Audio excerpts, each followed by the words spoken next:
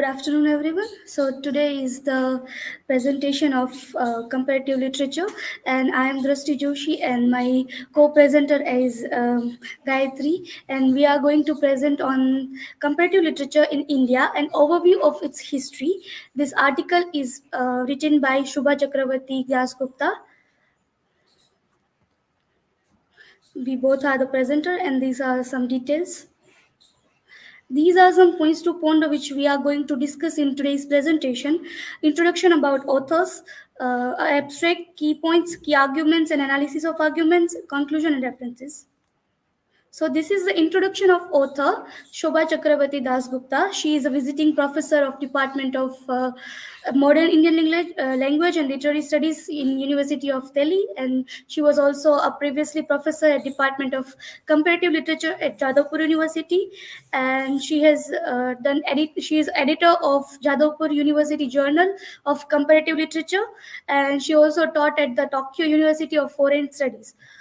And this is a survey by her, and this is the abstract of this article.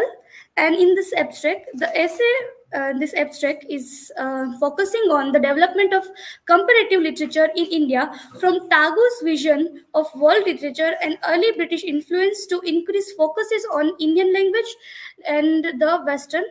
And this is also a paradigm of approaches in comparative literature studies. In the last few years, comparative literature has taken on a new perspective, engaging with the different areas of culture and knowledge, particularly those related to marginalized space, along with the focuses on recovering new areas of non-hierarchical literary relationship. So this article focuses on multiple diversities of like cultural studies, this diaspora studies and other things as well. So these are some key points which discussed in article. Like the article provide an overview of a history and development of comparative literature as an academic discipline in India. It traces the beginning of comparative literature in India, and now it focuses on 20th century as well. This over the time scope expanded to include comparison with the literature from Latin American, African, and other parts of world beyond the West. Area studies and component were introduced. Key development include a focuses on reception studies rather than just influence, studying translation, interdisciplinary approaches, and connection between comparative literature field like cultural studies. The main goal is seen as a constructive literary histories, nurturing creativity and enhancing civilization gestures. Again, diverse forces much work remain to be done in a systematic study Indian and in inter-Asian literary relationship. So in this article, she is talking about Indian English literature and how it compare with the Western and other literature as well. So these are some key arguments which she discussed. Like she started the argument with Tagore's view of world literature, and after that she further studied the cultural things and also westernized like another countries literature like Canadian literature, African literature, Japanese literature, and Chinese literature as well. So this article is divided into 7 parts. The beginning, Indian literature as a comparative literature, centers of comparative literature studies, reconfiguration of areas of comparison, research directions, interface with translation studies and cultural studies, and non-hierarchical connectivity. So first is the beginning. So long before the establishment of comparative literature as a discipline, there were texts focusing on comparative aspect of literature in India, both from the point of view of relation with literature and other part of world, and from the perspective of inter-Indian literary studies. So late 19th century concept of world literature gained transcend in the Bengal, particularly with the surge in translation activities and poet advocate from connection with global literature for relationships of joy. So this is by Satyendra Datta, and in 1904 he stated that relationship of joy. In that he was talking about this Rabindranath Tagore's Vishwa Sahitya.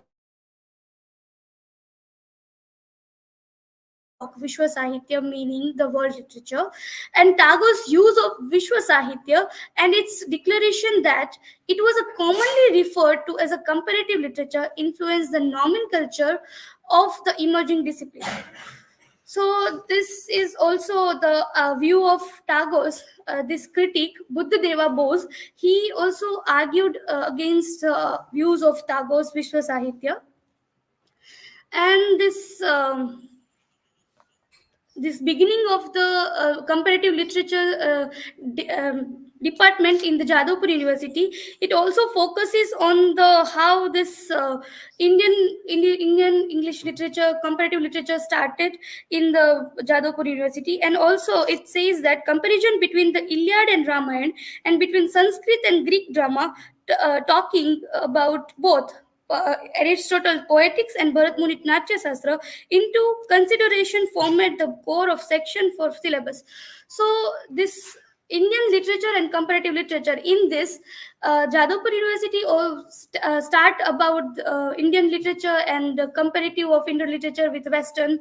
Like in the 1970s, comparative literature at Jadavpur University in India show new pedagogy perspective focuses on Indian literature entered the syllabus not as a nationalist assertion but due to shared histories in contiguous spaces. So comparative literature study in India centered around Indian literature. So now in the first, like in the beginning of this comparative literature of Indian comparative literature, it only focuses on the Sanskrit language, and after that they were focusing on the other languages as well.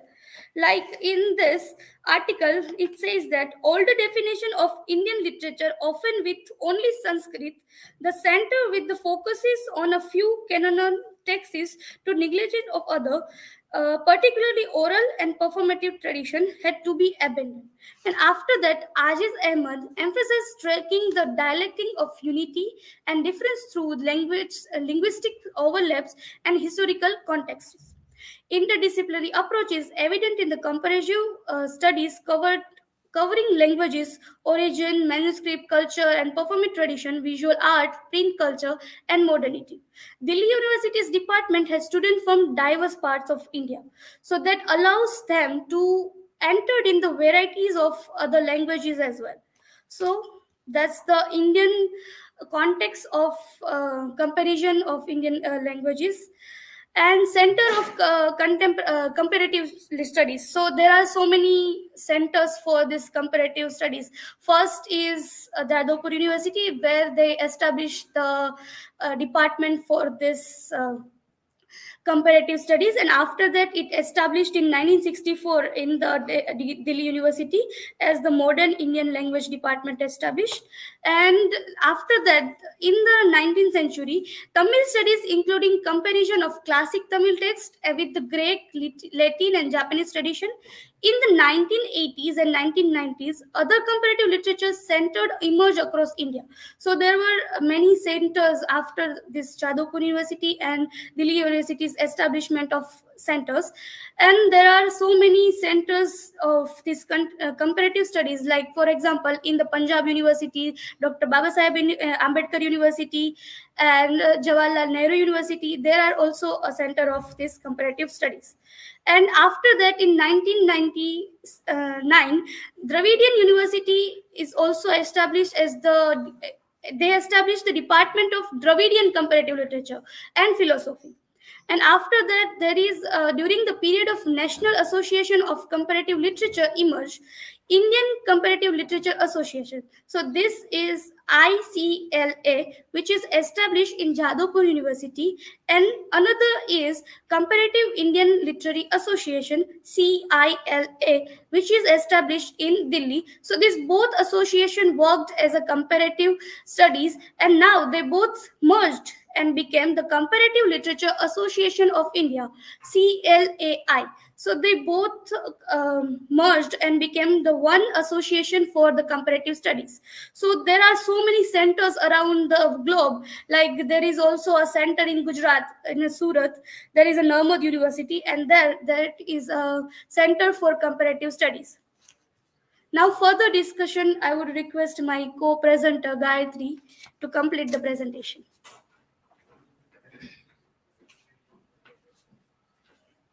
Hello everyone, I am Gayatri. So let's move further. The fourth topic is reconfiguration of areas of comparison. It was started by Jadavpur University, and then there were many changes in comparative literature.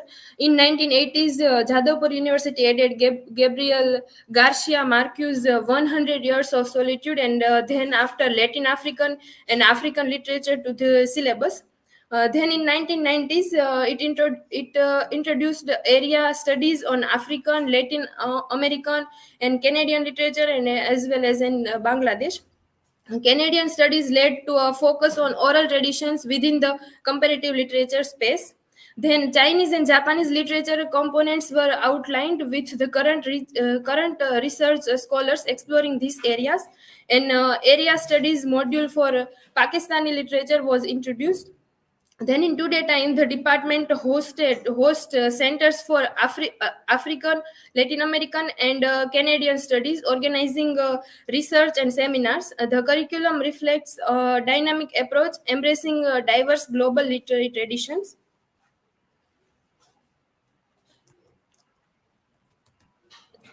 Then, when we discuss in a research direction in late 1990s and early 2000s, comparative literature research expanded across India with UGC's special assistance program.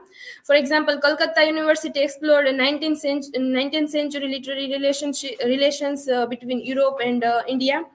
Saurashtra University focused on Indian Renaissance, translating authors and studying travelogues. Then Dibrugarh University emphasized translation, rare text, and folk forms. Jadavpur University researched East-West literary relations, Indian literature, translation studies, and Third World literature. Then Manabendra Bandyopadhyay translated text from third world countries.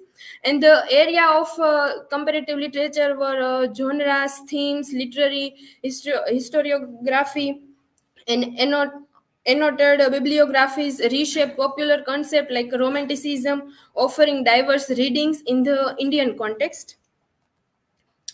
Interface with translation studies and cultural studies. 21st century comparative literature embraced translation studies and cultural study as the integral components. Then translation studies.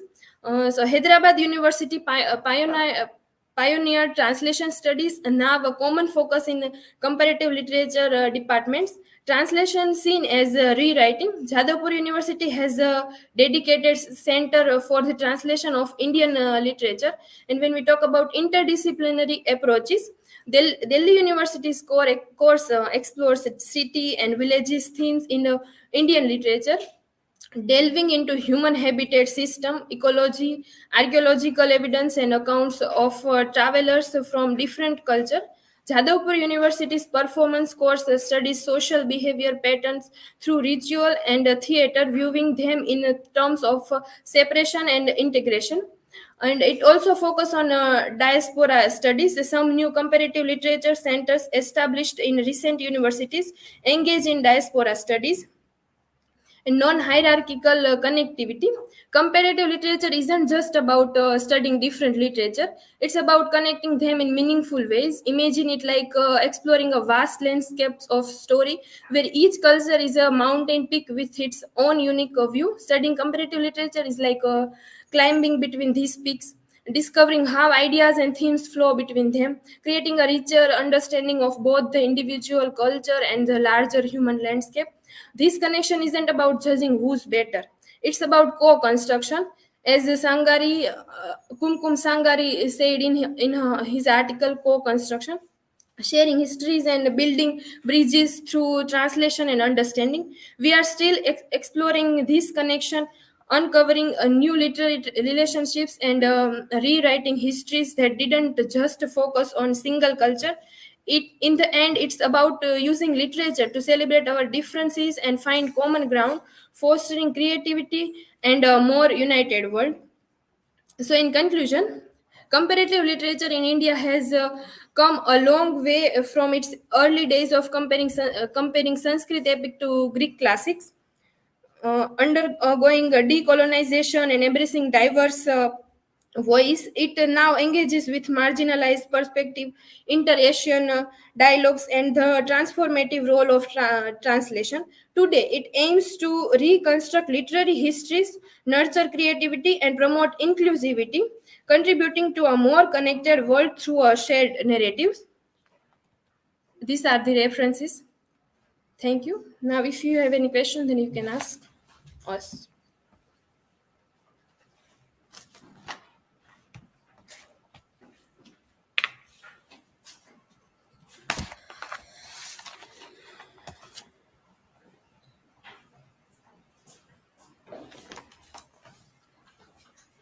Gayatri, how does comparative literature actively engage with civilizational gestures and what role does it play in countering diverse forces?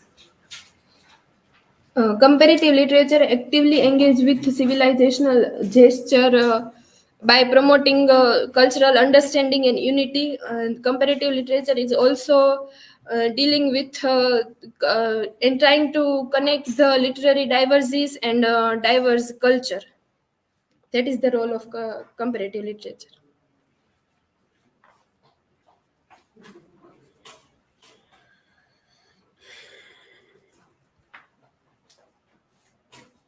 Drashti, what does a comparative approach enable in the study of Indian literature? Yes. So, in Indian context of comparative literature, they studied multilinguistic. In Sisir Kumar Das, also they talked about multilingualist, and in this as well, she is talking about different languages in India, like Tamil. Malayalam, Hindi, English, other languages are there. So that all languages incorporate in one study. It also focuses on that how that comparative approaches of these all languages come in the Indian English literature. So that the thing like that how Indian literature incorporate this all languages in one comparative uh, thing. So yeah, that's the answer of this question. Thank you so much. I hope you are satisfied with our answer.